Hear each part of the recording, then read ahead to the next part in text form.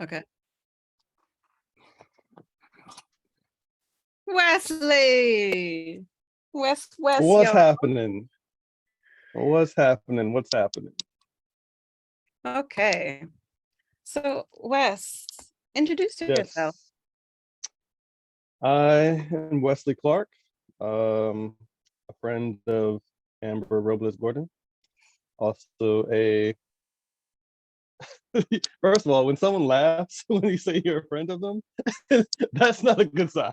Okay, so I take it back. All right, let's start over. I laughed. I laughed because I said introduce yourself, and I didn't think you were gonna do that. I was like, oh, okay, that's different. That's why I laughed. I'm like, all right, yeah, that's true too. Okay. I take it back. I take it back. Oh, you know what? Shoot, I did forget to plug in the iPad so it didn't die. Um, do you edit this at all? I Just so I know. don't, but I Oh might have shoot. to start with Okay. your tale.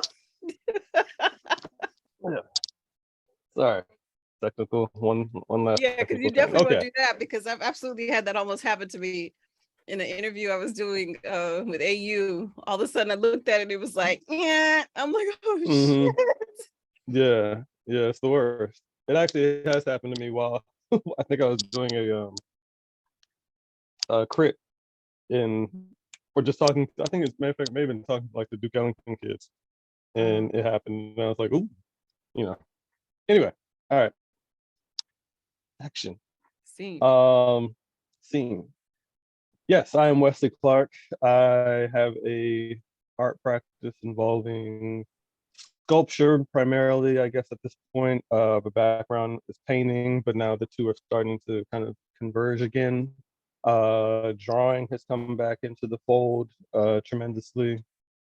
Um, and I do a lot of public art as well.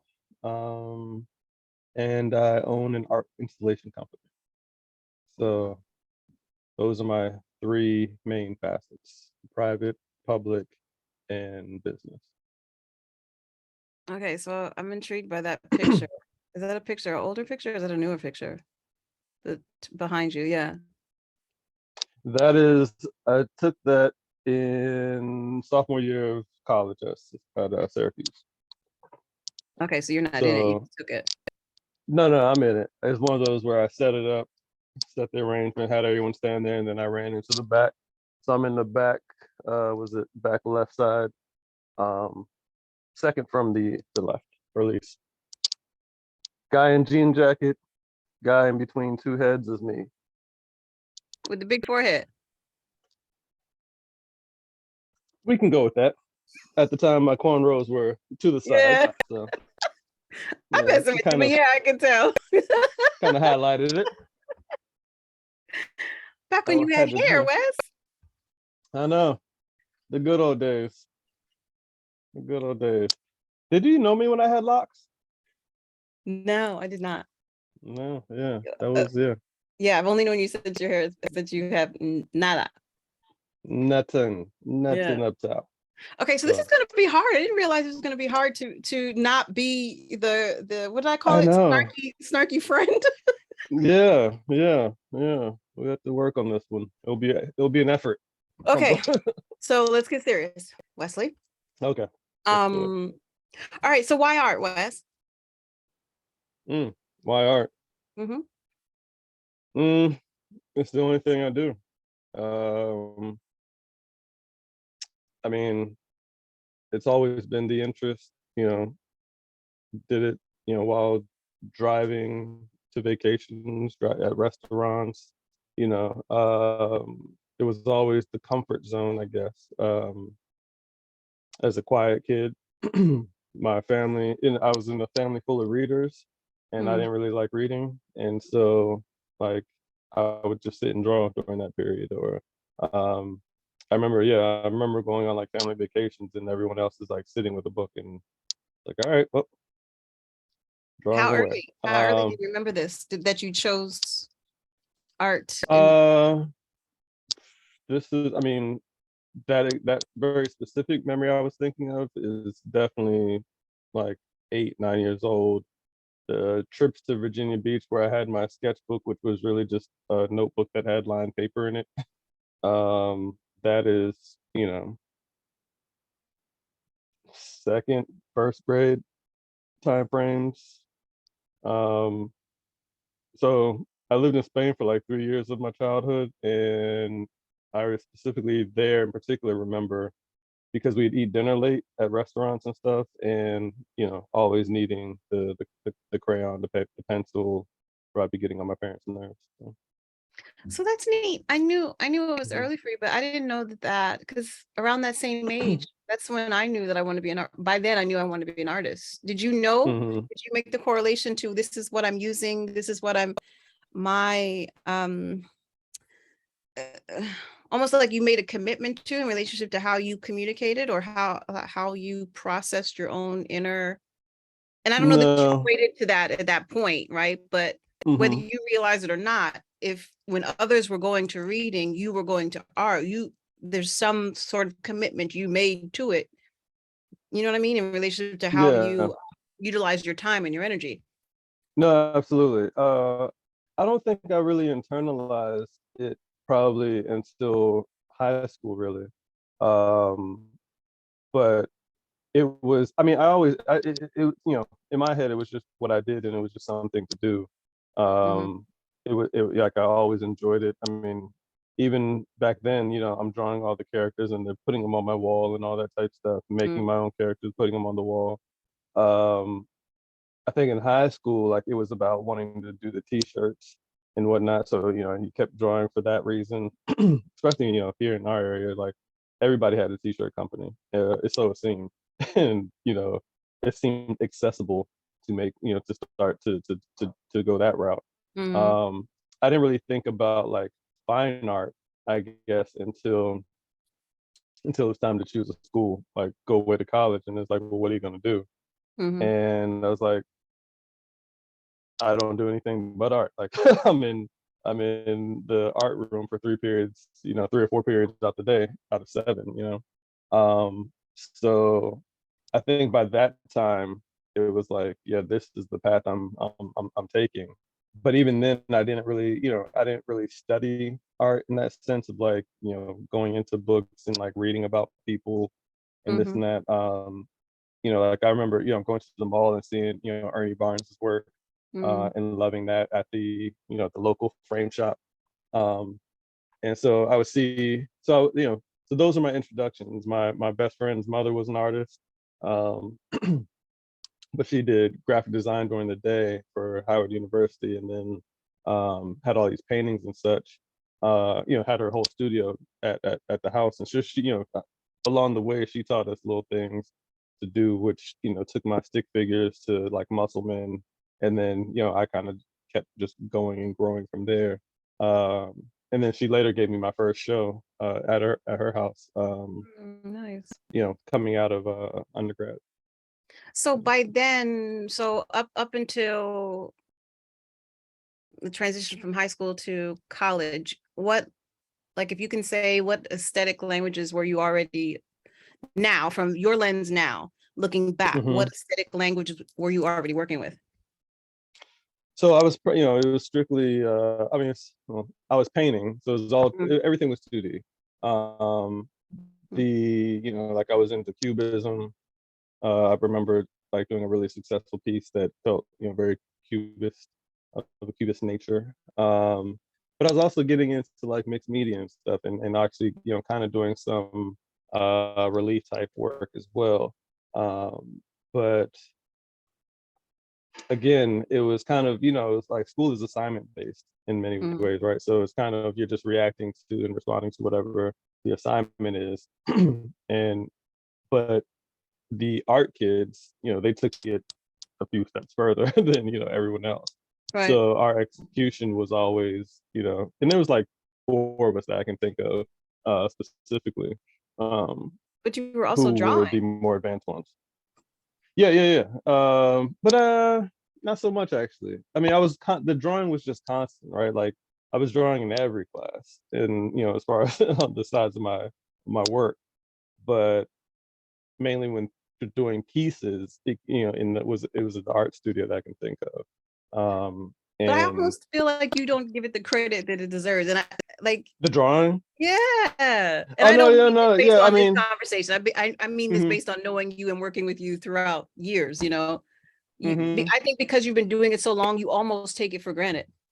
absolutely. But I do it.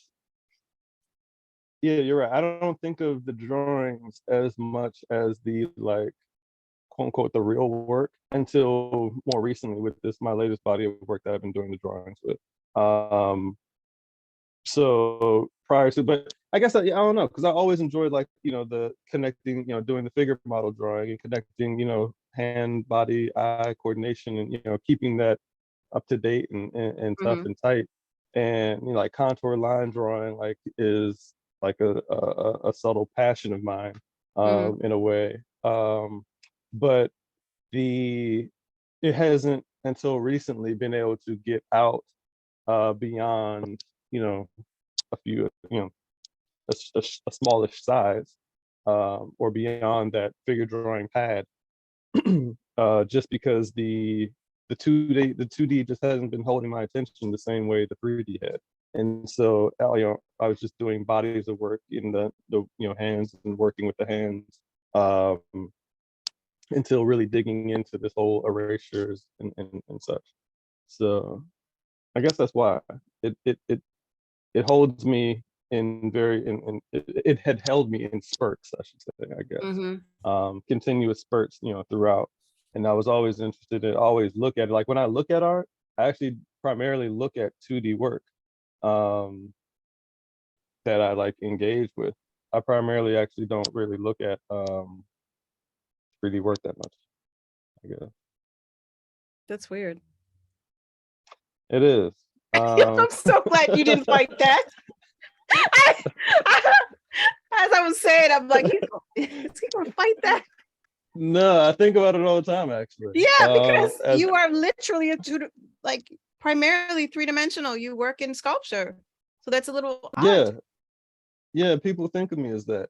But for for so long, I felt fraudulent in it because like I had no background in it, no like no study in it, no nothing. It was in grad school. I came in as a painter, Mhm. um, and mind you, like I had been showing for maybe like 10 years locally, for the most part, Yeah. um, and so I was a painter, and so in that sense, like I was doing drawings and watercolor and exporting them there and then, but since after the grad school, everything went more dimensional. And so, but because I didn't have that background in it, uh, like I felt like I couldn't teach it.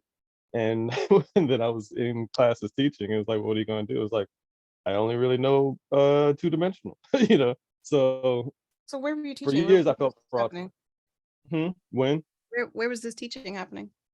Oh, I was at George Washington University and slash Corcoran when like before the merger had fully taken place Mm-hmm. is when I was coming out.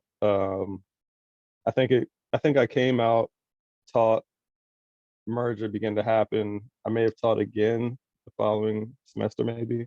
Mm-hmm. And by that time it was like under the umbrella, but still very much kind of separate. But yeah, I think that was it. And so how did you work your way out of that? Out of that fraudulent,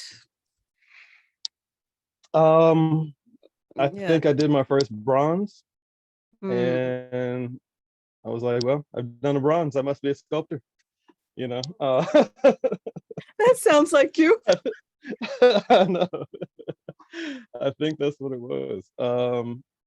Because I think also because a lot of stuff was still like on the wall, but it just had more of it was wood and I was beating the wood, but it was still fairly two-dimensional, even though it would kind of stick off a bit or something. So I was still making these objects, but they were still kind of more flattish in a way, What was the for the term most for that? part. Is that recessed Hmm, work? What's the term for that?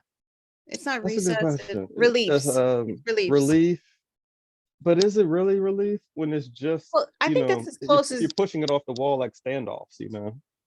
y- So I believe, well, let's put it this way. I don't know of another way to describe it. That's the word that's the best word that I would say to just Yeah, use to I mean, describe. yeah, Yeah. essentially, Okay. essentially. So why Syracuse? They told me 1 year of English, no math, no science. What? That was it. I know. That was what they told me. Oh, they also said they were running neck and neck for number one with RISD at the time, and I was like, well, that just sounds further north, Mhm. and Too 1 year, no far. math, no science. Yeah, it's too far. I mean, mind you, like Syracuse is 6 hours away from here, Yeah. but yeah, it just seemed like it was still within a university, so you kind of had others around you that were not just art, which I think I felt was going to be beneficial. um I don't really know if that in the end if it's true or not. I mean, my homeboys are my folks, but um there's the diving in art conversations and whatnot I wasn't necessarily having, because I would be in class with the art students, and then I was heading out to hang with the fellas afterwards, versus kind of building more Mm, with them, which I mhm, wish I really wish I had done so, more so, mhm. but yeah, What yeah, was the, one is, but definitely is the 1 year, no math, no math, no sciences, got yes, me. So it just yeah, also sounds like you. it does. What? So what so what were the fellows doing?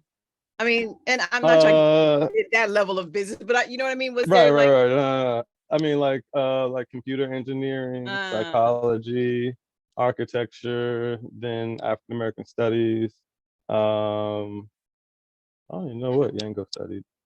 Um, yeah, that was everybody in that photo, and then English was another homeboy of mine.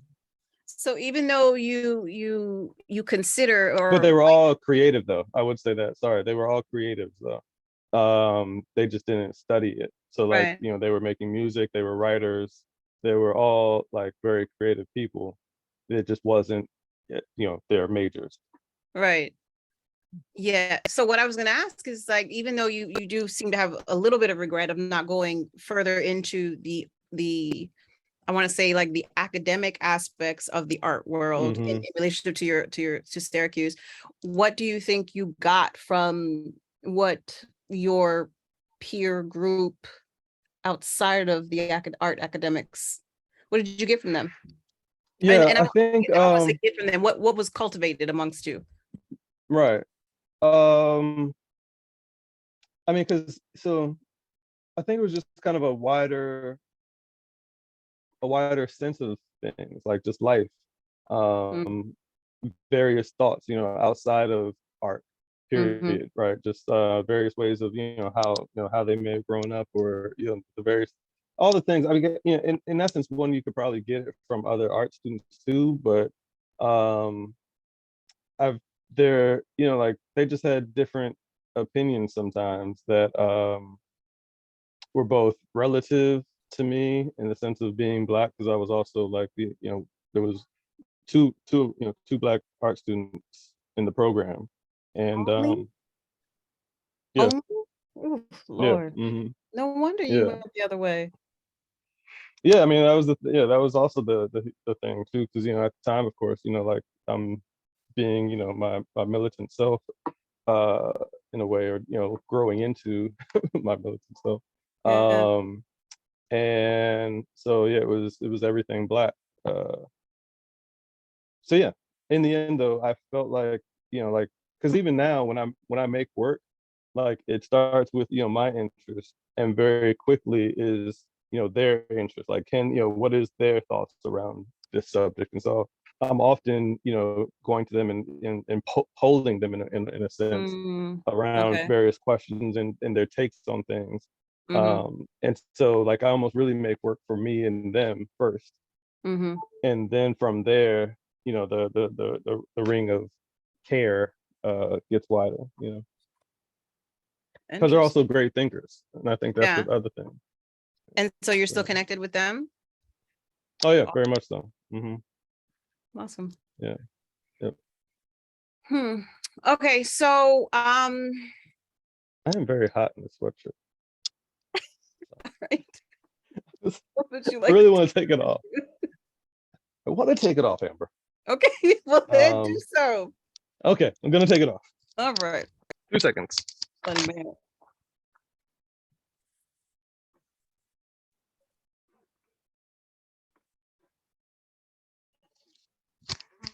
Ooh, free the beast. Okay. Okay, so what do you think that you ended up getting from Syracuse beyond the actual, So I admittedly was frustrated with the program for years. Yeah. But I didn't learn, I think, until later that I felt like the ways of learning how to paint, a lot of it had moved from the fine art department to fine art painting department to the illustrative department in terms of like techniques and things. Why? And I feel like from what I remember hearing about after the fact was Yeah. that it was kind of a push with when the abstract expressionist movement came in to play, that kind of shifted, a lot of painting programs. It was kind of like go in the studio and paint and like find your way, right? But for me, like I didn't know how to use the materials, and there wasn't really a how to, I didn't know about glazing until the teacher said, "Why aren't you glazing?" Or what happened. It's like, when were you gonna tell me about that? Whether it was my background in high school, I'm not necessarily sure, but just material use and things and techniques and things seem to move that direction, and versus like just come in and find and express yourself with this material.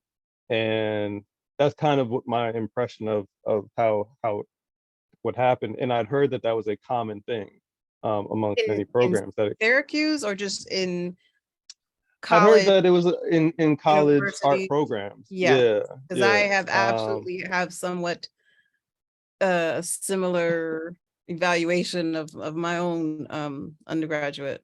I'm sorry, graduate. Yeah. And mine was a Okay. graduate because my undergraduate was in business.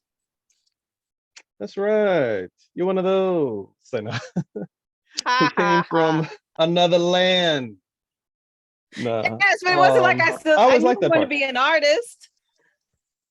I was You just just wanted to convinced make I sure you was. had business behind you. Yes. Yeah. Which is necessary. Yeah, it Under, absolutely is. It's so real. it explains some things now too. Why you're so business minded. So, Bow, yeah. bow, business. Bow, bow, All bow. right. Right. Bring it back. Bring it back. You That wasn't started voguing. I know. I was trying to bring myself back with the back in the box. Back in the box. it. I forgot. Oh, but anyway, I remember the one of the key things that I did take away from the program was they named their their intro classes, 2D problem solving and 3D problem solving. And that was probably the first time I really learned and thought about approaching art in that manner. And so like that has truly stuck with me. And I actually like very much I teach with that when I do teach or talk about art, from that standpoint of, like you're creating this problem for yourself and working your way through it. And I love talking about ideas and how to make things just because of that, from that approach to things.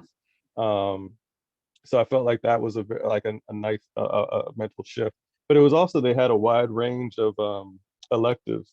So I did photography, and I made that bust right there. They had a I was foundry going to which was eventually ask you about that. yeah, like Okay, so so I you did made that that? there. hmm Oh, neat. Yeah, Okay. I think it was called the return of Zumbi with the whole Palomares uh movie that I think I saw, Columbo. Um and but I mean, like, a lot of programs don't have a foundry. Um so that was cool to be able to do, they just had a wide variety to really like open you up. And then I did their study abroad program, which actually is funny because so the teacher, the sculpture teacher in America was the painting program and painter instructor in Italy. Mm, And technique wise, he actually kind of taught me the most while over there. mm-hmm. And I probably painted the most while over there than I had like the entire previous semester, and possibly the semester afterwards. How long were you Um, there? it was I think a 6 week program Oh, wow. Okay. in Florence. And so yeah, that was, that was very cool and informative. But yeah, what else did I take away from that? I felt like I was gonna say something else regarding to the program, but definitely that 2D problem solving and 3D problem solving, that way of thinking about and approach to art making. Mm-hmm. So what after Syracuse, what propelled you forward? Mm, that's a good question.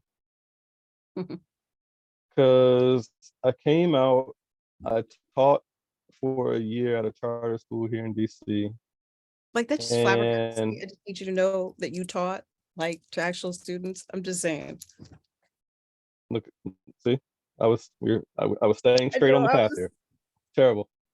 Uh, You are but I goofy, also was terrible. Wes. It it I, it makes me I it makes me have to remember. Oh my God, Wesley can be serious. Wow. yeah, I know. It's interesting. It was not. It was a 1 year situation. That Yeah. was Was for it hard? sure. It was hard. Yeah. I mean, it was also just weird. Like as a 21-year-old coming out, and like you got kids asking if they can come home with you. I'm like, I'm home with you. no. Yeah. I mean, just like brother Clark, can we? Can I come home with you? Da da da da da. And I was like, Oh, it was a love, situation in some cases, yeah. and Oh, which was great, but also kind of disturbing at times. But I remember, yeah, like I would dream about the kids, like as if I was like dream about teaching and working, and then wake up and have to go teach and work. It's like, oh man, this is draining. I highly respect teachers because of my experience during that time. yeah. Um, but they were also moving from the classroom to art on the cart for me.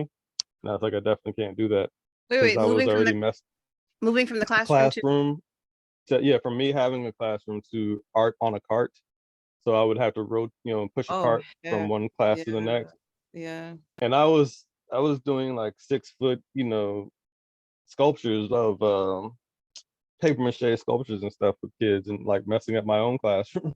Yeah. uh, and mind you, I didn't really have like the greatest knowledge of how to teach per se, but I just knew like projects to do. Right. And but anyway, so as far as propelling me forward during that period, like I didn't make any work. I was just tired. It was like I can either have a bad day in the classroom. I mean, I Mm-hmm. can either stay up and make work and have a bad day in the classroom, or I can just go to bed now. By the time I've Mm-hmm. like cooled out and relaxed and like ready to get Mm-hmm. on, and either I can, watch TV for an hour and cool out, or like get into some things, and then like, who wants to stop once you're just revving up, right? So I realized that was an issue. Um, and but I eventually essentially like went I had the dreams of multi-level marketing was going to save me, and uh I sold a piece, and then it was like, bet I'm doing this multi-level marketing. uh I'm going to make money doing that and my artwork. Wait, is this a And dream? This is reality. The multi-level no, I market. mean this, well, it was a dream in my head, I guess, amongst my reality. Like, Got it. Got it. I was living it. Got it. I was living a dream, not in a good way. But so yeah, once I realized that, it's like, okay, well, that's not gonna work. Like I started my company, my first company, Sunrise Inc., where I was gonna produce like, greeting cards and things. I only really knew to make art, like I knew art to make things, Yeah. like functional things to be able to put out in the world and sell. I didn't Mm-hmm. know gallery life, at that time. Um, and so I eventually hooked up with the gallery Just Looking Art Gallery in Hagerstown, Mm-hmm. um, that focused on African American artists. And so I rocked with Eileen for years, and she, began to kind of, straighten me up as far as, kind of that world, and putting me out as far as, I'm going to New York for the National Black Fine Art Show and stuff Mm-hmm. like that. Um, Honestly, it wasn't until, because I guess in and amongst that time, I began to, meet other people, into the arts here. I met Shantae and Stan, Mm-hmm. uh, What Shantae year about Gates was and this? Stan Squirewell. Uh, when did we meet? This had to be, it's all 01 to 02, left in 02. So like 03, 0 to 05-ish time period, maybe. Mm-hmm. Well, yeah, between 02 and 04, 05 is probably when I met them. Because they were with, they used to sell out of the 12th Street location, The with Graham collection. Tony. That was Graham Graham collection. Collection, yes. I was just gonna say because Yes, I yes, I yes. met them in 2005. I met Mm-hmm. Stan first, and then I think I met Shantae because that's when the Black Art. I met Stan at a Black Artists of DC meeting on 14th Street when it was at that Mocha DC or something like that. It was Mm-hmm. all the way up 14th Street. Mm-hmm. Mm-hmm. Yeah. So I first met them in that shop and saw their work. And I think like Tony, maybe put a piece or two of mine up in there and see if he Mhm. can move it, etc. But long story short, it was a few years later. In fact, not a few. It was quite a few by that time That what?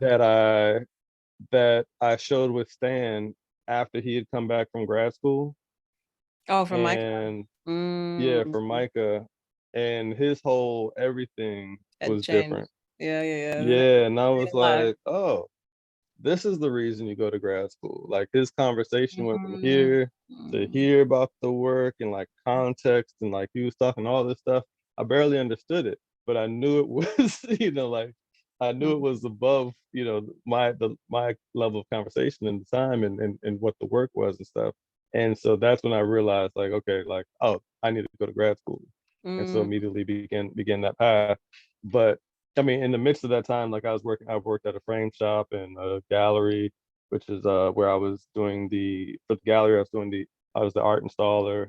And so that's when I began to, learn all that, and then left to do it on my own, etc. So I jumped really from like 02 to 2010 practically, or yeah, you did 2008 a big when jump. that show did. So yeah. Yeah. But that's interesting. Okay, because that makes it hard for me to figure out where to go back to. Yeah, yeah, sorry.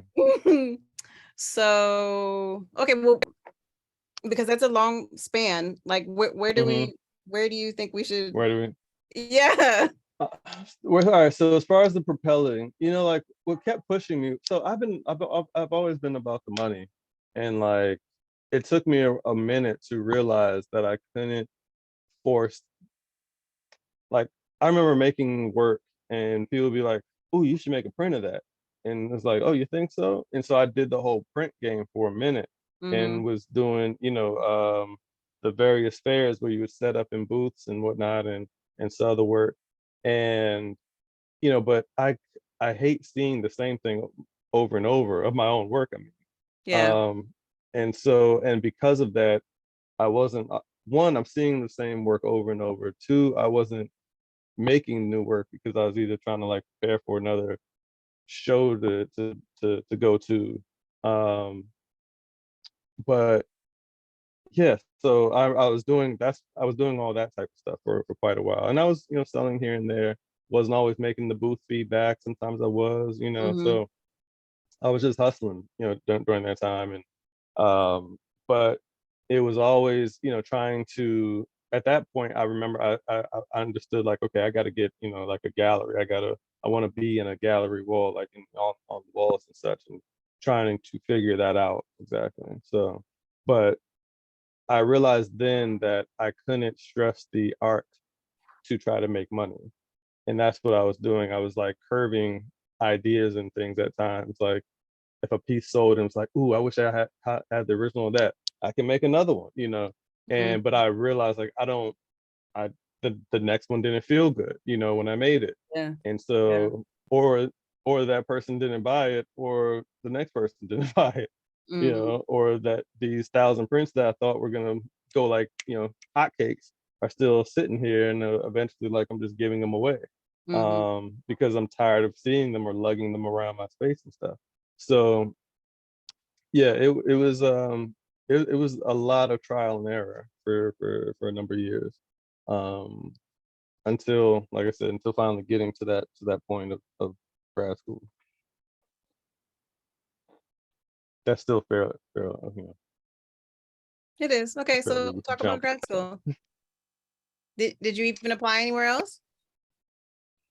hmm so I applied to Micah, University of Maryland, and George Washington, and I got into George Washington, um, and didn't get into the University of Maryland or Micah, and which blew me because I was definitely like literally right down the street from University of Maryland. Would have been like a Mm, 5 minute commute. I just bought the house. It mm, would have been perfect. But so yeah, anyway though, University GW is where I ended up going. Which I was actually super happy for. And overall, like I enjoyed my time there. I was just there yesterday, in fact, speaking and doing a panel. But they really kind of opened my world up as far as just what I could do. They're introducing me to various artists who, you know, I hadn't seen before, various ways of, you know, more ways of thinking about making. Um, and I literally, I mean, I went from like my small studio space, you know, the first semester to, I think, you know, to my fortune, the the woman on the other side of the wall didn't come back. mm-hmm. And so like I spread to her space and, you know, took over that space. Then I'm in the hallway more. And so I just began to like, you know, slowly just build up and then bulk up. And eventually they're like, you at least need to make a path here. Like just kind of make a walking path. And I was like, cool, gotcha. You know, I was hoping that they weren't gonna, you know, like, Yeah, all right, you're buddy, you can lucky. just, I was thinking they were gonna like boot your ass out or something, but they said a I know, walking no, path. Are you serious? yeah, yeah. No, they definitely looked out for, you know, but I was in there. I was in there, you know, and pushing. And like by my second year, I think they had a space that was like for two undergrad students to be able to use, and like I guess the shining stars of the undergrad that would, you know, could have their space. I was like, how about you let me get that the entire space? That way I won't have to, you know, take two over here. And they're like, all right, yes, I love y'all. And so yeah, that, you know, I just kept building and building and building, and you know, it was good. And when was I don't know this? what else to say. So I was there from 2010 to 2012 when I came out. Yeah, great experience. Okay. So do you think that you've covered in that answer what you got from DW? Um, I mean, so from there, yeah, I mean, I think the expansion of realizing, one, I think some, you know, sometimes we just simply need permission to do things, and you don't even realize that you need that permission until someone says, you know, you can just do, and you're like, well, you're right, I can. Mm, You mm-hmm. know what I mean? Like, because I've been, you know, not allowing, I've been, you know, I must be this, I must be that, you know, and so someone says, you know, you really don't have to, like, you don't have to finish that painting, Wes. You can move on, you know, because I had Mm-hmm. like this large painting and it was like, I have to finish this, you know, in my head. And it's just like, no, like, explore the ideas, man. Like, you know, Mm-hmm. great. Like, we see where you started there. What else are you thinking about, you know? And it was, so that alone was cool. just to be able to, whether I started something and didn't necessarily finish it or didn't, because you don't always need to finish everything you start, art wise, piece wise, because sometimes you just need to move on. Like, you know, there was a point where I felt like I was probably just, like kind of in a rut, and I'm just painting just to paint, just to do this piece to to show that I'm working. Like every time they come in, I'm working. You know what I Oh, mean? you mean in that environment. Got it. Because you're in Yeah. a graduate program, you're in that space. Got it. I thought, yeah, it was hard for me to, got it. Okay, Right, now I right, right. see Sorry. in Yeah, yeah. context. Yeah. Yeah, still in that grad space of Yeah. just in Right. a space of learning where the idea is to learn. It's not necessarily to like, master Right. this one painting. Um, so yeah, that opened me up. And yeah, I think like because that's where it was there where I went from 2D to 3D, and just based off my materials, like even someone saying, I couldn't finish this one painting that I started, and it was like the teacher was just like, it's because it's done. And I had, Mhm. and even saying something like that and looking at it and realizing, from this whole another again from another perspective, Perspective. that you're like, oh, you're right. Like everything I was thinking about this piece is what the piece is about versus what I was trying to make. You know Mm-hmm. what I mean? Like, sometimes in the midst of you just have all these thoughts that are flowing through your head while you're doing something that really have nothing to do with your original idea per se. Mm-hmm. In my particular case, I was making something, and I was coming up with these ideas to like, hey, man, this looks like a old abandoned church on the side of the road, and this and that, and man, it's been just sitting there for years, and like this is a great piece to start painting on, right? And I was making the piece look like that old piece from the abandoned road, what have you. Mm-hmm. Um, but that narrative and everything had nothing to do with what I was about to paint on this piece and what have you. And realizing that no, that narrative and what I had done is the piece.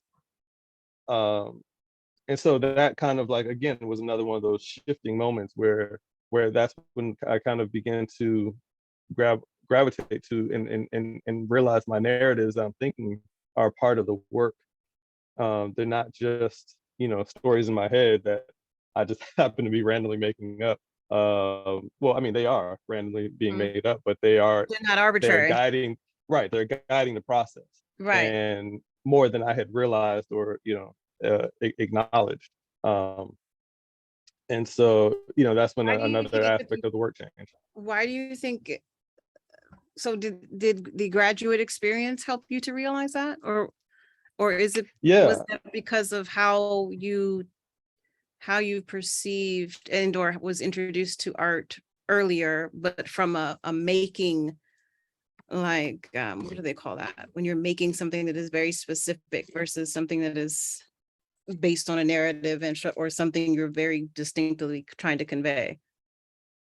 I mean like fabricating versus No, I can't think of, like it's something. like it's like making art with a purpose of it being oh my God, it's where you first learn about art, and you learn that art is about, aesthetics, and or it's about something that is can be used.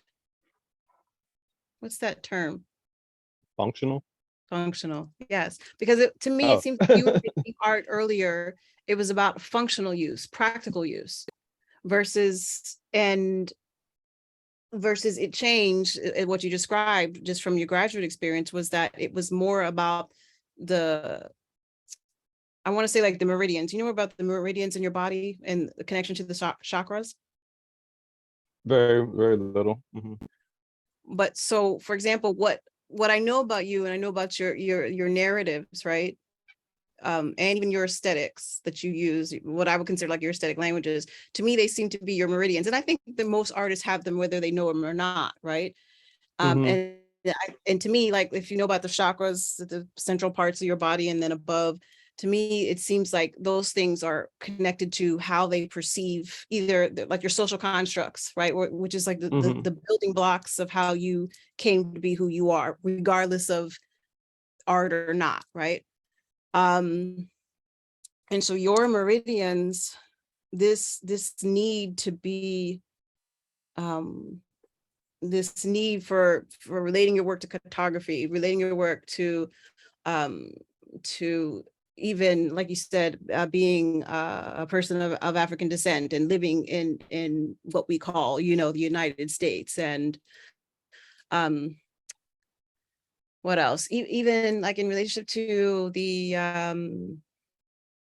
tagging, and your painting, those things, and how you relate to always wanting to give something almost like a faux history to explain, to give a narrative, juxtapose a narrative over top, or almost like embedding it, and then you like to excavate. To me, those are part of your meridians, and I don't know that you were aware of them, and or it's probably took also years of like how you relate to the world to excavate them out, period. And so to Right, me, that exactly. Yeah, no, I can connect with that. There's a huge part, I think, of at least me and my own kind of journey and story, I guess, is that, you know, discovering myself a lot along the way, right? Like, I'd never really done, like the internal work of thinking about like who I am or whatever to a great degree. And it wasn't probably until this time period where I'm beginning to analyze more of, like for instance, where these narratives come from, and why am I thinking about, this or that. And so again, like even the fact I'm making, these antique looking objects, realizing I grew up around antiques, and my grandfather, who was a craftsman, who built homes and whatnot, and built, just objects, it, so it began to, so it was like, okay, like bang, like all these connections were starting to come in terms of understanding origins of my own being and thought, for sure. And then how I'm expressing them, and realizing like, yeah, I've always been one to love stories, and like I listen to audiobooks while working, and so it's only natural that I'm probably, that I make up my own, and I'm constantly making up scenarios and, and stories all the time. And I hadn't, but a lot of that was just, just who I am, and therefore not really thinking about it from a, outputting it into my work. One thing I remember, this one woman said that stuck with me and stuck with me for years. It was like it was like the the sharpest jab knife shank that I'd ever got hit with. Um, I was set up at a booth one time, and she, was looking at the work, and she was like, you're really talented, it's good work, but I don't see you in any of this. And one, I'm thinking like, like, well, you don't know me, Yeah. but the reality was, she began to talk, and she was, saying like, this piece here, like that march, that was, that was me, that was my time. And, like protest movement here, like that was, again, that was like, that's me. Where are you at? Where do you, where do you fall into any of this? And it was like, damn, I had never really considered that. And so like I said, so from there on, like I said, it just kind of just, was always in the back of my brain, kind of stirring and sticking with me. It's like, okay, like how am I in this work? What does that mean to be in the work? Like, what am I talking about? What am I thinking about? And you realize, you know, this is in my 20s, I guess. And, Which is still like relatively early. very early, because you really have nothing to talk about from your previous existence. Like, you have no real room to contemplate, unless you had like, I had, a suburban childhood, coming up and, out in the outskirts of Silver Spring, like Well, there to wasn't some really anything for me to dig into that I that felt, you know what I you were mean? aware, yeah. Well, to some degree, she You probably know, right in that level of criticism or inquiry was right on time. no, it very much was. It Mm-hmm. very much was. I mean, it's one of the best criticisms I've ever, encountered. Yeah. Um, those few things that stick with you, that was a pin, certainly, that like I could put on the board, and it's funny, from from there moving forward, I probably like try to write the important ones on the walls of my studio. Another one was my professor James Sham at the time said essentially that never let, this is while in grad school in my second year, um, basically between talking about like between aesthetic and concept, like never let, or form and concept, never letting one do all the work, like Mm-hmm. having, make sure that the interplay is there. Mm-hmm. And it was like, oh, like that stuck with me. It's like, yeah, make, because you can be very, much about, this or that, or, oh, it's all about the forms. Look at these angles. No, it's the angles that matter. You know what I mean? But nothing else can be there. No other substance behind it per se. So So to yeah. translate what he was saying, it needs to be, the form and concept needs to be in conversation with each other, not one bearing the brunt of the work. Yes. Mm-hmm. That Yeah. makes sense. Yeah. Yeah. And so I'm a very balancy Libra type person. And thinking about that, like, I've always tried to go in that direction. In fact, I mean, to some degree, like even seeing what being out of that balance looks like visually is important for me to do, just to know, where the scales are at the time, so to speak, if that makes sense. Does that make sense? You don't Yeah. look like it makes sense. No. I was trying to figure out what direction I was gonna or push you in further. So Gotcha. it wasn't a response to what you were saying. Wasn't totally a response to what you were saying. Okay, so what's next? What is next, Amber? What are we talking about here? Um,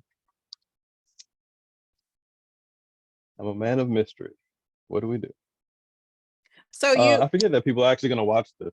yes. Remember I told you it's gonna be hard for us to not be in I like a know. party friend zone. Come on, Wes, I bring it know. back. Bring it I back. gotta like stop doing any of my silliness too. Like, See? This I silly, don't I know. told you. That's why it's hard for me to Yeah. imagine you as a teacher. But anyway, I'm over here sweating. grown adult. I know you could be a grown adult when you want to be.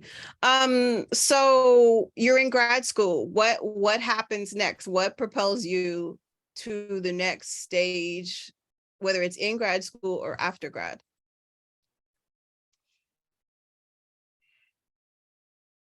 What propels me to the next stage? What is the next stage? You know, um, I think that was, that I remember thinking like I was kind of stuck for a minute. Mm-hmm. Coming out of school, it's like, okay, like now what? And fortunately, I did a piece, My Big Black America, in grad school. That was the piece that I began to spread off into the other studio with, and showed that at the Hillier afterwards. And so like that was my first, like gallery, white cube space kind of scenario that I believe. And um, funny enough, that piece, Connor wanted it for that show that they do. I forgot the name of the show that all the outcoming, graduating, the graduating class of so and so, and they wanted that piece, and I was like, but I already put it here. Probably should have put it there, but yeah, I think from there, man, it was really just trying to figure it out, like what that next, how to get to the next step. I remember that same show that I showed with Stan, um, At the Graham Collection? at the I know, because that show was at Tim Davis's gallery, International Visions. Okay. When Stan came back from grad school and with the elevated language, Right. Peggy Cooper Cafritz came through, and I remember her walking through with her people, and was like that one, that one, that one, like, and was just like picking them out, and and she didn't choose one of mine, and I remember thinking it's like she's gonna choose one of mine, Like that was a thing. Like that was a mark for me. And she and I later, so after grad school, she and I later, connected, and she did end up buying two of my works. Mm-hmm. And so just, like that, like, so that was a major, she was a major collector. Mm. And, and she would have conversations with me around, about the art world and whatnot. And to be honest, I remember her saying like, you should reach out to Jack Shaman. And I remember thinking like internally, I was like, but I'm not ready for that, Mm. And at the time, you know, I've always been a very like conservative, slow mover, versus just sometimes like you just gotta go swim, go fly. Um, and so I've been working on that too, just as a personal note. But but yeah, anyway, so like that was one of those moments of like, okay, you're on the right path. Like, keep pushing forward, keep doing what you're doing. I met you all, and we formed, well, you all had already formed Delusions of Grandeur by that time. And so that allowed me to kind of continue that grad school level conversation around the work, Mm-hmm. um, and just That was interacting. that was in 2010. Because wait a minute, you joined Delusions in 2010. So we must have met before that. Mm-mm. Yeah. I joined. Or was Mm-mm. it what? No, it was Larry that joined before you. Wait, no, No, yeah. no. Larry and I were in grad school together, which I should have mentioned. I was gonna bring And you back to Larry in a minute, yeah. Because I'm yeah, like, so how are we you gonna came in not talk together in about grad 2010. school and not I mention know, Larry? I know. And I mean, because he was actually one of the major reasons that, he and I were able to bounce ideas off each other Mm-hmm. to make, and actually, so as much as I, love GW for what it was for me, of course you're in a predominantly white institution, Absolutely. and you come into the situations of, is it me in the work, or Mm, is it a cultural connection understanding situation here, you know what I mean, of like, is something like something seems to be missing, mm-hmm. in terms of, is it connecting, am I landing it, and like, and so we were often that bounce back, like no, you kind of said it a little shady. It didn't really connect, or like, no, it was solid, So anytime there was like that questiony feel, like, we had each other to break it down and work with. So no, I think that he was a major part of my time there for sure. Mm-hmm. Um, And this is Larry Cook. and We're still talking Larry like we're Cook, you and I. I Forgetting to know, I mention. know, So tell me, Shantae Gates, Stan Squirewell, Larry Cook. Those are the names we've spoken of thus far. mhm. And so you were gonna straighten me out when it came to when you joined Delusions Yes, of Grandeur, which yes. at the time So before you got there was myself, Jamia Richmond Edwards, Shantae Gates, and Stan Squarwell. mhm, right, because I don't think I met you. We have maybe had met, and I probably met you and Jamia, I believe probably like the same time, but it was pretty much like maybe right before I was graduating, Mm-hmm. because I remember Jamia's,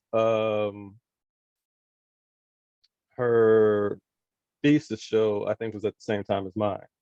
Mm. And yeah, it's either the same time, it may have actually like literally been the same day type situation. Um, but one of those things, like, we couldn't move it, just based off the schedules or what have you. But also, like, I just met y'all. I didn't really know y'all like that at the time, and so Yeah. it was pretty much right after that, right after grad school, that y'all invited me to come join. You know what? You're right. So I take it back. We had met, because Yeah. by then I had done, yeah, you're right. We had met prior to grad school. We weren't hanging though. No, Uh, not yet. No. and so it was because I had done the BADC meeting at my man's house over there by Howard, Caesar. And Oh shit. Caesar, Right, where we were all featured in like that yeah, like group. we brought our work. Yeah, yeah. Oh my God. Oh yeah. So how can we forget? Because That Black was the Arts of first DC, time. that was the first like integral Yes, connectivity. And that's then, how we because met. that's absolutely how like Jamia and I began to have that conversation about how do we get this cohort of peers, how do we get them in a conversation in Mm-hmm. an Mm-hmm. ongoing discourse, and to be able to create a canon from that, Right. because we couldn't see it. It was not, because I couldn't see it. It wasn't happening in Black Artists of DC. And I'm like, how can there be, like this working group of like 100, maybe 100 people with all this huge span of influence of aesthetic knowledge, education knowledge, art education, curating, and not be able to function in more of a, for lack of a better word, like a stealth way, Mm-hmm. Mm-hmm. um yes, and that was an awesome critique. If you think about who was in the room for that critique, that was because it was I do it was not remember who was in that room. oh, let me tell you, because I remember, because I talked to Teresia Bush, who she was at Howard, she was at the Hirshhorn, she was at, where else, just Corcoran. She was the art professor, and she was one of the people that Really? was yeah, hell yeah, she's no joke. In fact, I gotta call her. um she was one Hmm. of the people that was critiquing us. And then there was EJ Montgomery. And EJ Mm-hmm. I remember Montgomery, her being in there. she's got a long artist history and large Mm-hmm. curating history. Because she was one of the curators for, I think, one of the first, if I'm not mistaken, for, what is that department of the State Department, their public art program. Oh, That's who really? she worked for. Absolutely. And it was in This is contradiction. my problem, Amber. I never know who's around. This is my problem. Yeah. I remember we were talking about I'm that before. constantly never knowing. Yeah, yeah. And I remember, because I remember for myself, I remember EJ not liking, she liked one of the works, if I'm not mistaken, like two of the works, which were textile, and it made sense because they were more abstract, more textile, but she didn't like the mixed media works. But The Teresia Bush was triangles. like, oh hell no, these works are fire. And I was like, oh, this is deep as shit, because just the juxtaposition. Anyway, Mm-hmm. it was She was amazing, because it was like old Black world art perspective versus newer. interesting. Interesting. I didn't. Yeah. I think in my head, of course, I'm just like waiting for my turn. I don't. I do not recall. I don't recall much of it. I just remember being there. I do not recall much of it. That's Yeah, sad. I yeah. should. Well, thank you for bringing that back up, because Black Artists of DC. So do you Yeah. remember how you even were connected to Black Artists of DC? How did that happen for you? How did that happen? Um, my assumption is Aziza, Hmm.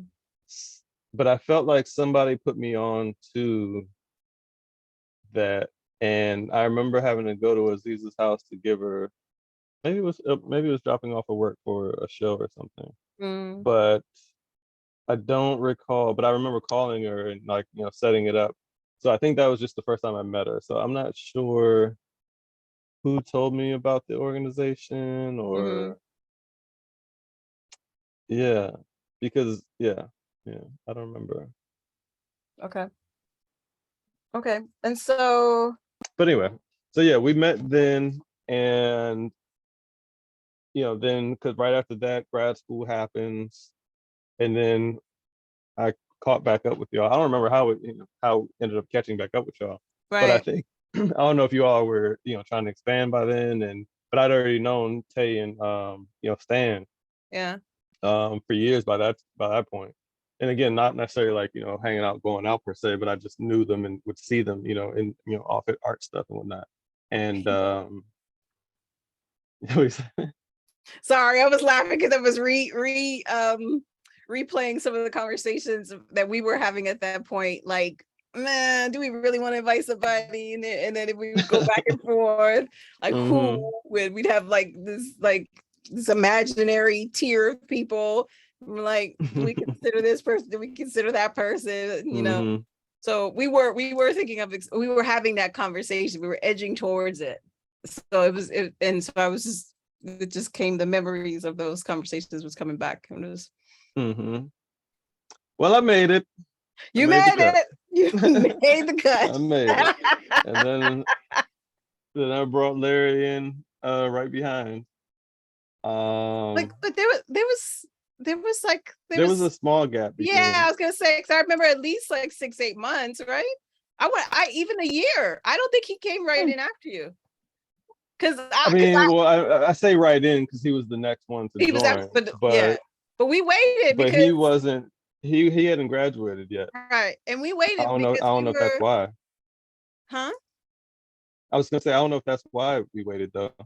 No, we waited because we wanted to make sure we were pacing ourselves to some degree. Uh, Just seeing how we, I mean, because once from a group of 4 to 5, we wanted to see how we moved with the 5.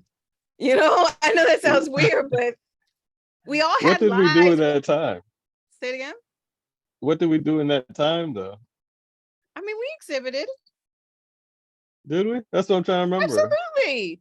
There were shows where just the 5 of us, and not with Larry because he wasn't there yet.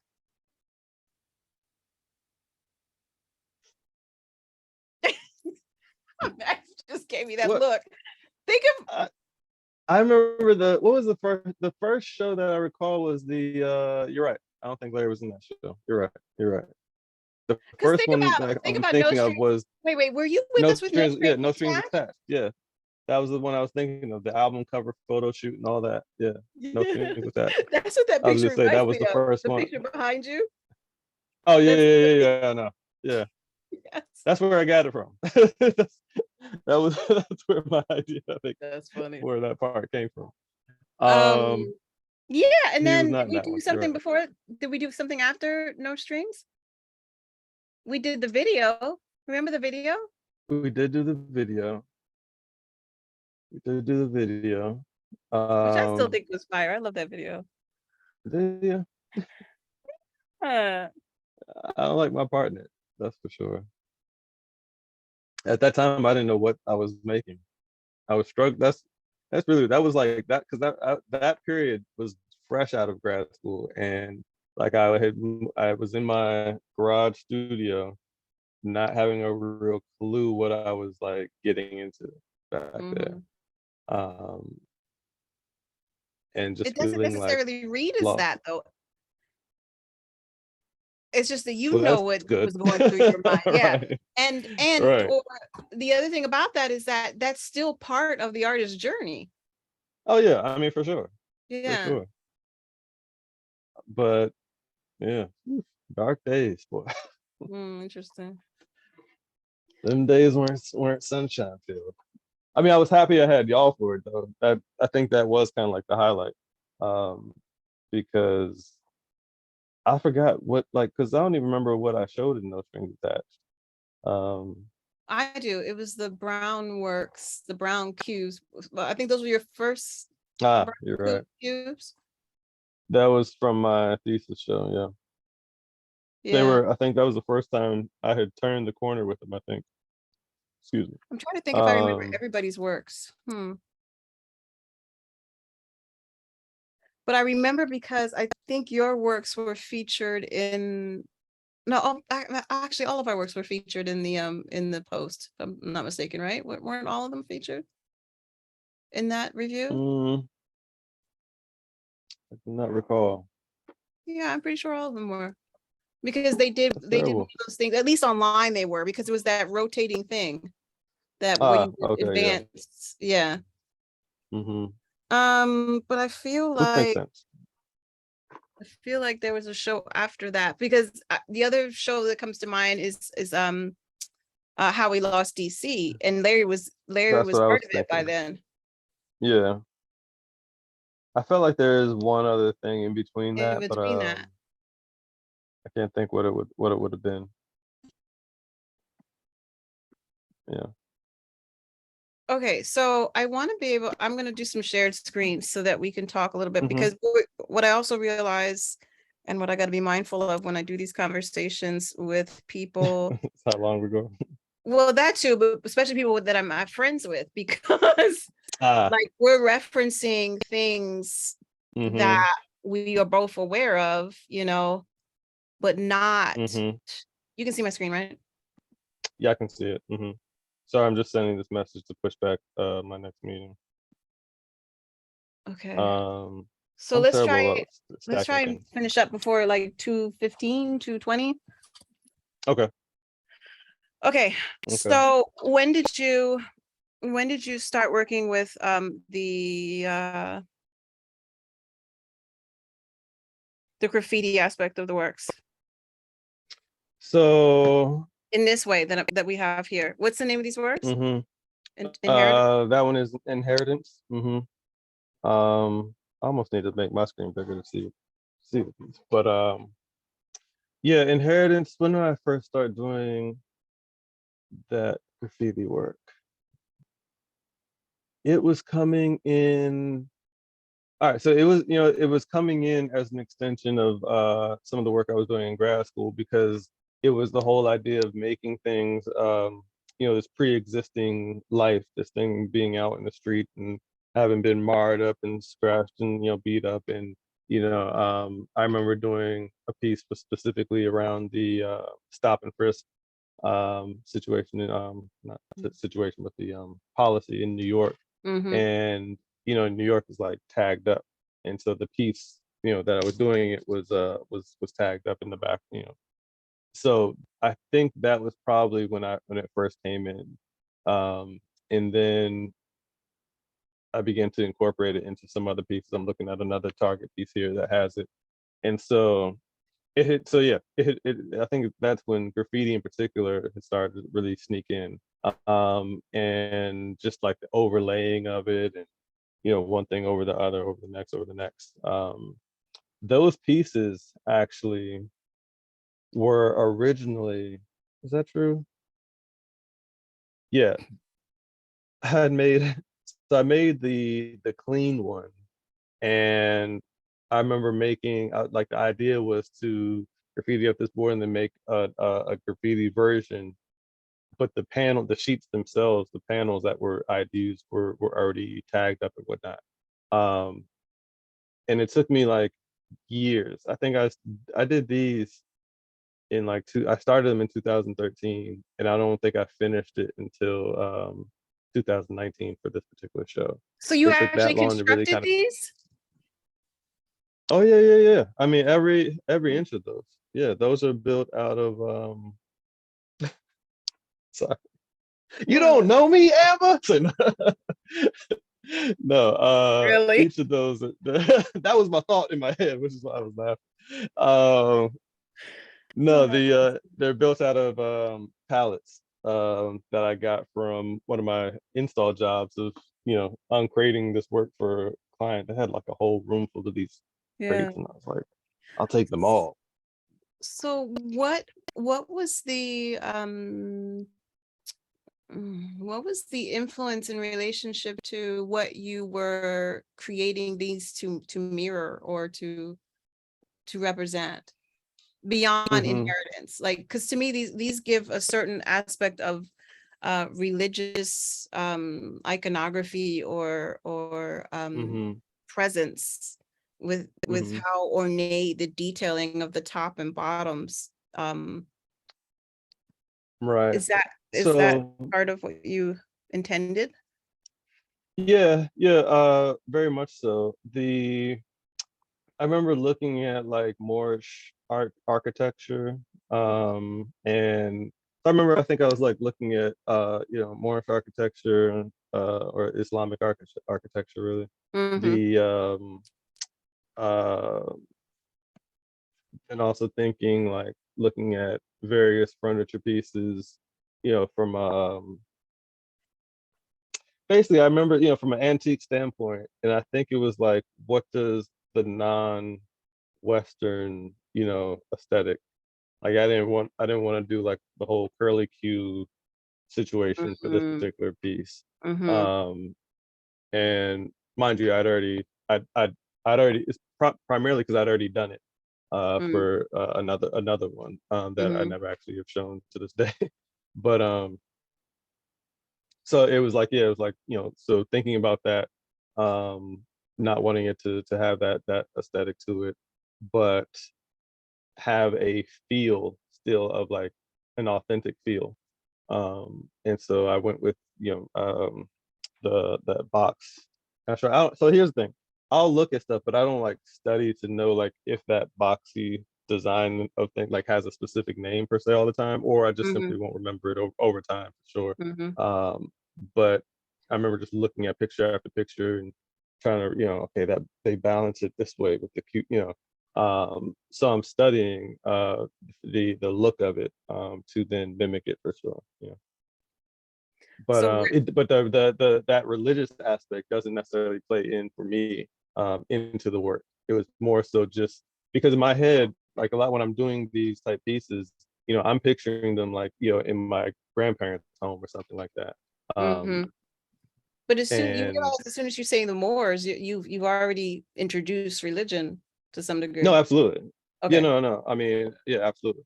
Um, but for me in particular, I'm more so in my head, I'm less introducing and more just taking it out of that Western feel and context, um, out of that box and making sure it's just not there. So whatever Mm-hmm. whatever you get after that, it's just not there, and that's my goal. You know what I mean? Um, you So, relate to it. so in some ways, anything but. I mean, yes, in this particular case, you could say that. Yeah. I mean, I get you. I get you. Okay, Yeah. so the other thing I realize is that we keep on saying, my big black America, but where's my big black America? This That is would be you're in the public art section. So go back to the 3D probably, three-dimensional. dimensional works. Yeah, dimensional works.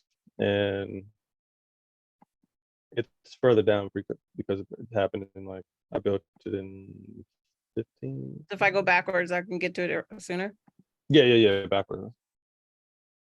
Right. Yeah, So right a there. small version of this is what you showed at Hmm. um No strings. oh, No strings attached. no strings attached. Okay, Yeah. so can you talk about Big Black America real quick? So my Big Black America, at first that was the piece that I was spreading into, that other studio when I was in grad school. That was the first iteration of it. When I first showed it at Hillier, it Mm-hmm. was falling apart, and they kept calling me saying like a piece fell off, and so I would have to come in fix it, and so eventually I trashed that piece. But the origins of that piece was really my commemorative, or it began with the trying thinking of a way to commemorate Obama's election, President Barack Obama's election, or election victory. The like you were seeing a lot of portraits and things of that nature, and that wasn't what I was going to do. I'd already gotten to the point of working with the map, and I was thinking of the electoral vote and showing this and that, more than including numbers, etc.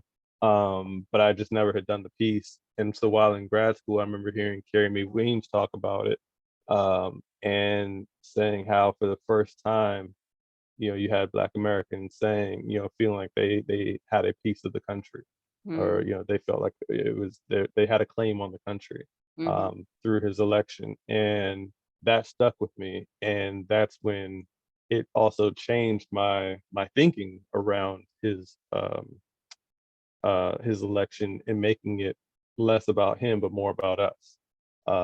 And so that's when My Big Black America, the vision for it kind of came together. Um, at the time, also, I was fairly recently introduced to the work of Leonardo Drew, Mm-hmm. and um, so you know his work just kind of exploded my mind as far as what was even possible. And this was the first large scale woodwork, um, of course, my goal in creating at the time, of course, was, like not to mimic him per se at all, but it certainly, referenced.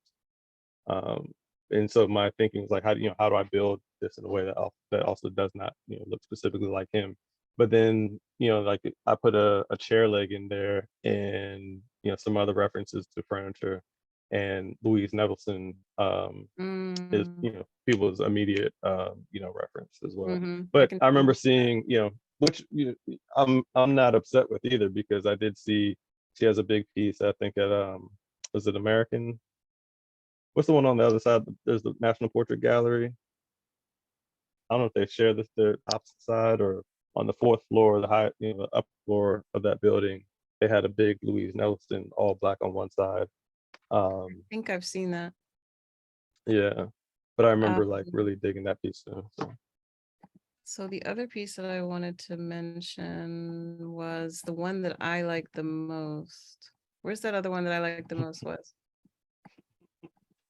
I have no clue what you're talking about. They're all looking pretty great as you scroll through. You're funny. The one that has you were telling me that it has the heart on it. And I'm like, I can't see the heart, Wes. Oh, Why the isn't it stained in glass looking piece. It's in there. Keep going up.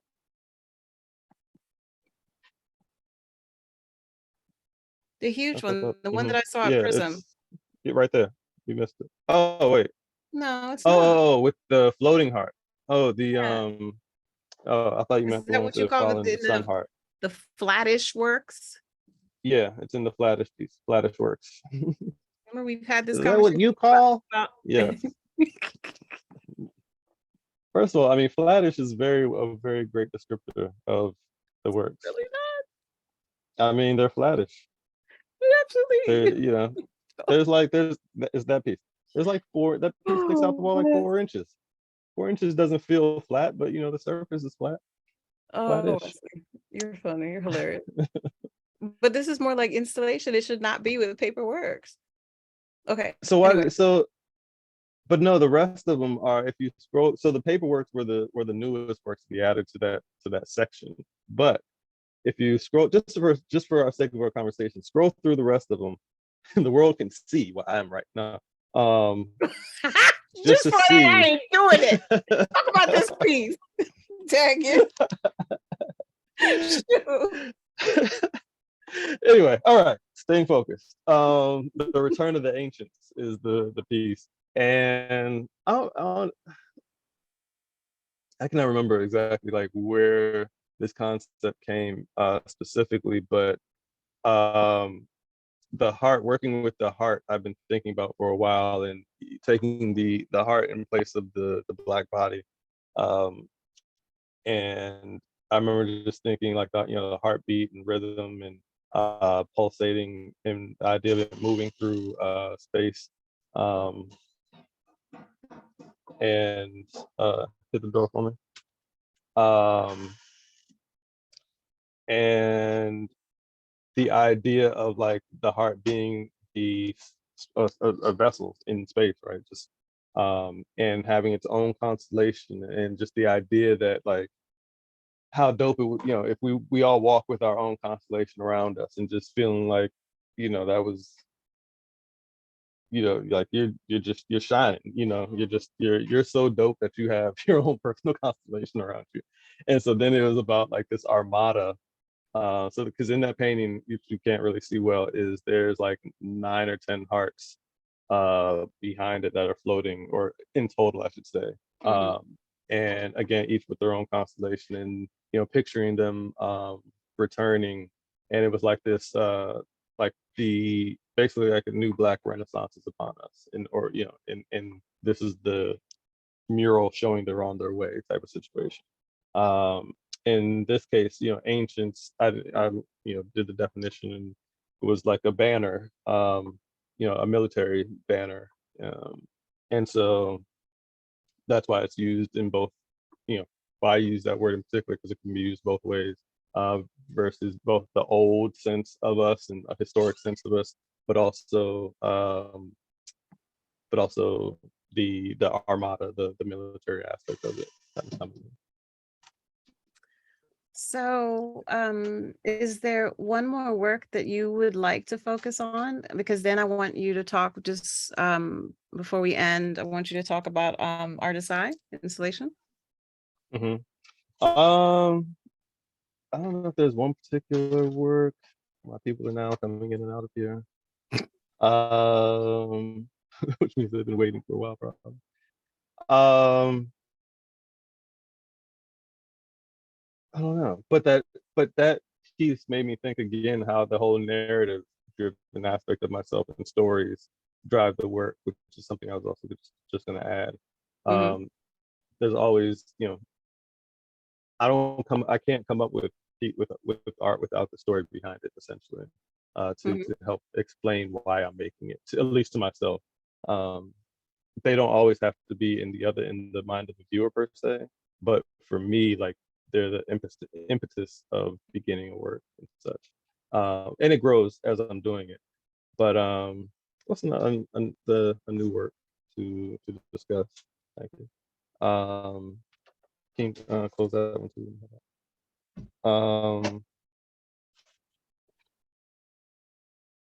Can we talk about the drawings? You want to talk about drawings? It, Okay, oh where no, to go? let's do that since they're the most recent. The top of flattish, Which ones? the top of flattish, where you're at. Scroll up, scroll. Yep, there we go. Which one? Okay, do I go forward or Let's do we stay here? go to the next one. What's the next one? Let's do the next.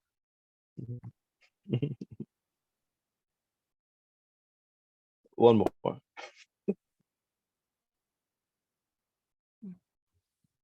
Okay, I don't know where the one I'm looking for is actually located in the mix of all of this. I think I put them in there kind of based on how the show was laid out. But anyway, so these pieces in general are kind of like where I'm currently at and what I'm currently exploring. Mm-hmm. And oh, that piece didn't even make it in there. The piece I was thinking about. Yeah, so yeah, they're really just like for these in particular, they're I've discovered they're like my meditation in a sense.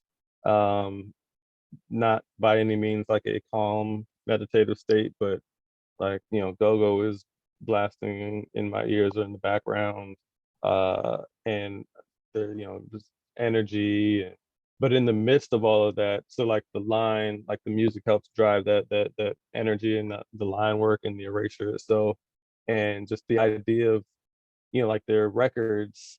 I think of them as like records of my own thoughts at times even in the moment. And so I don't know. Long story short, they just feel they feel way more expressive than anything I've done thus far in the work, which is what I'm really kind of grabbing and gravitating toward. Is really trying to find a authentic self-expression um, that isn't,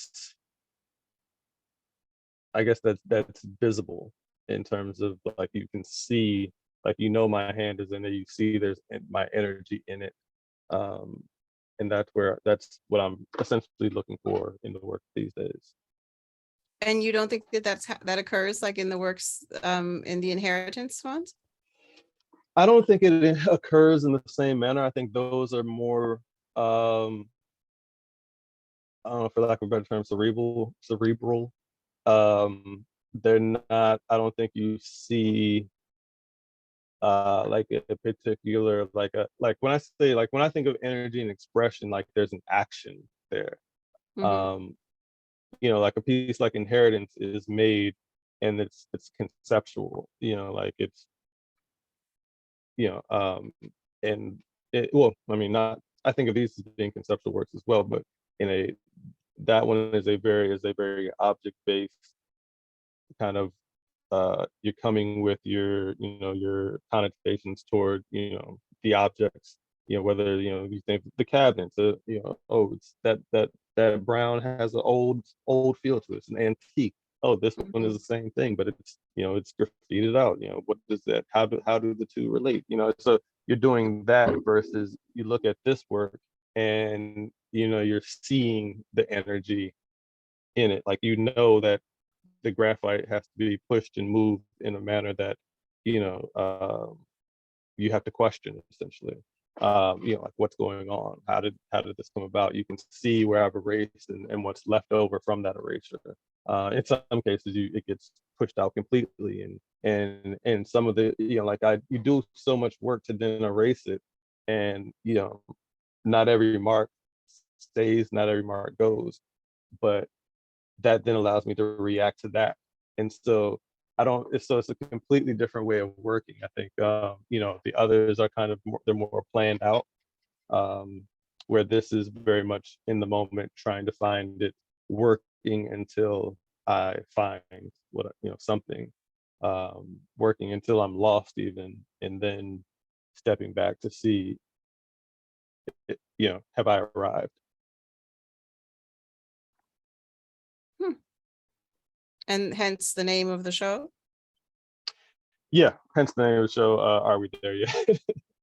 Yeah, at the time. So I'm actually going to be, I'm adding to this series, with some of the color, with some new color versions that'll be painted, um, and shown, in, Nashville, March 3rd. And looking at it, that show will be called, A Human Synthesis. Um, and just kind of looking at these works even from a different angle as well, but adding to both the drawing and adding in some of the color works. Godspeak, which you don't like, is will also be in there. Who? Godspeak, the one hanging at the Hillier that we talked about. Are you really saying The that here? Yes, really? I'm kidding. I am kidding. No one can see your face, can they? I Yeah, can't.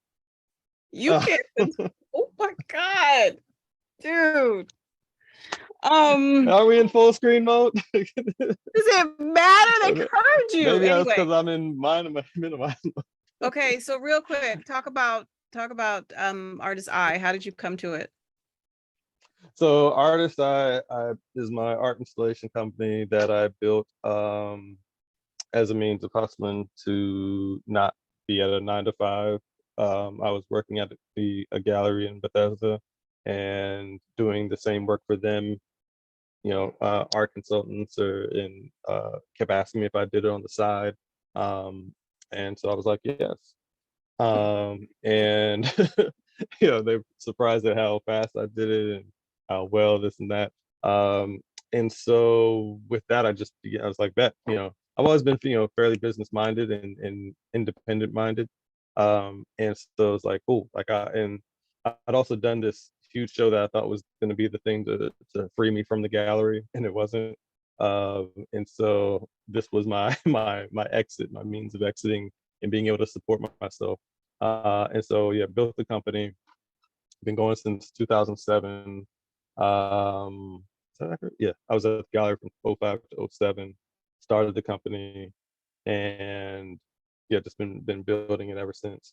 To the point where now, I am pretty much in the studio full time and have, installers out working. Um, your brother's the lead installer, for us, Alonzo Robles-Gordon. Um, and yeah, we're growing. So it's been good.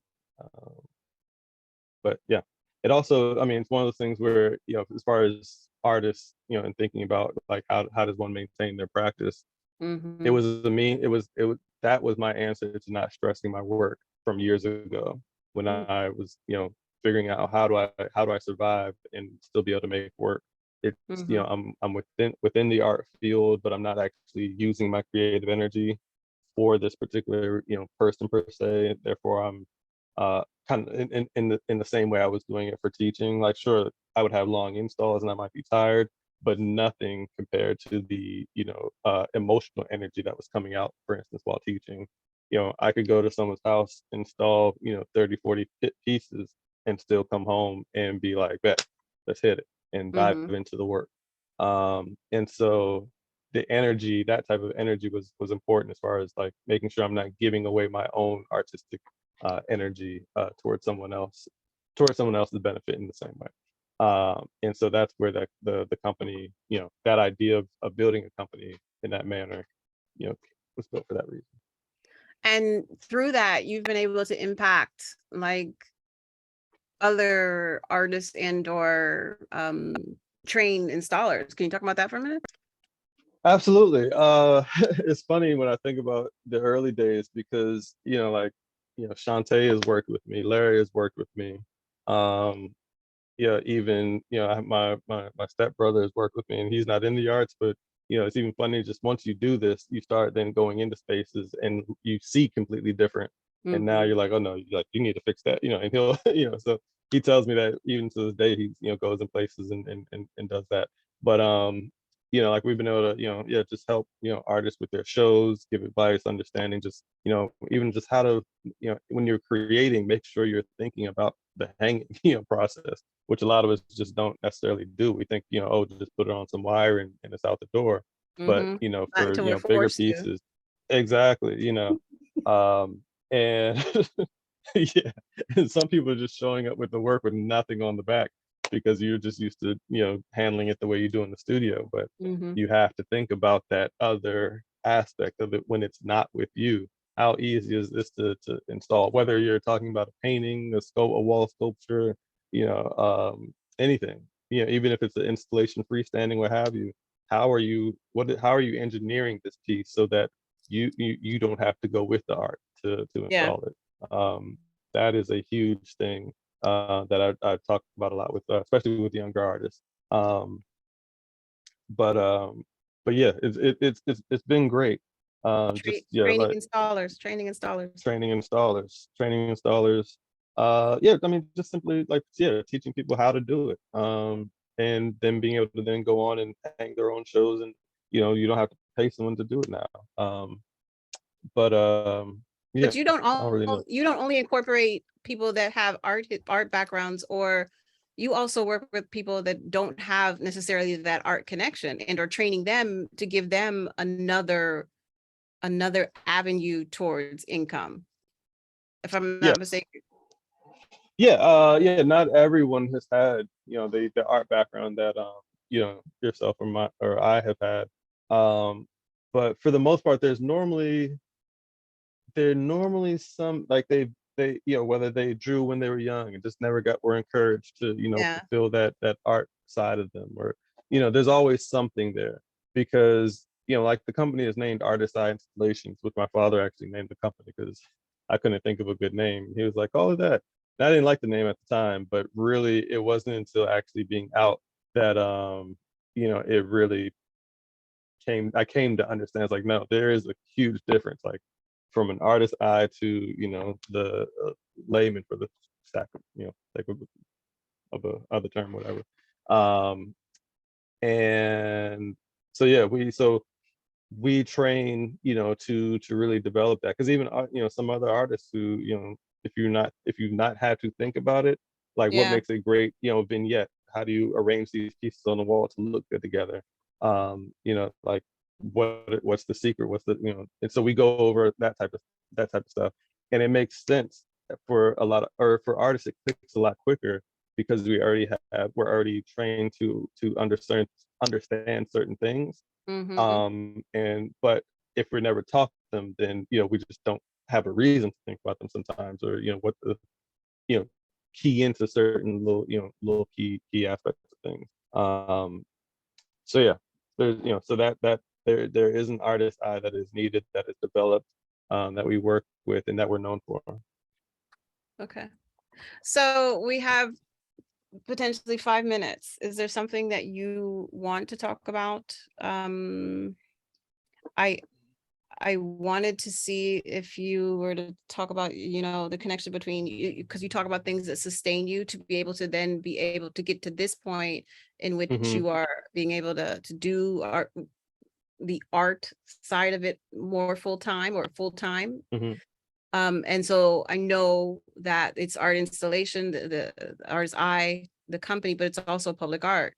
Yeah, So talk definitely. about public art, or talk about something that you'd like to be able to share just in general. uh so yeah, I think I mean, the public art practice, that aspect of my practice is really what has also freed me um, from leaving the studio, if that makes sense. Like, Yeah. um, like it affords me those pieces and such afford me, the ability to play even more in my own practice. And I was telling a curator friend of mine, Michael Ewing, how uh, doing the public art has actually made me more selfish with my own practice, in the sense that, like I'm hence, which is where the whole like drawings and exploration aspect kind of come in from, because I wouldn't necessarily give myself the time to do a works of that nature. Um, maybe possibly because I don't know if they were either felt possibly too exploratory, maybe, which is a shame, because that's what it should be. That's what I want to be doing. I'm Hmm. constantly, in my own practice, wanting to be pushing the boundaries of my comfort zone. Um, but yeah, that's, so getting the public art contracts definitely help that. What I've come to realize is that, it takes the same amount of time to make this work here and this work here.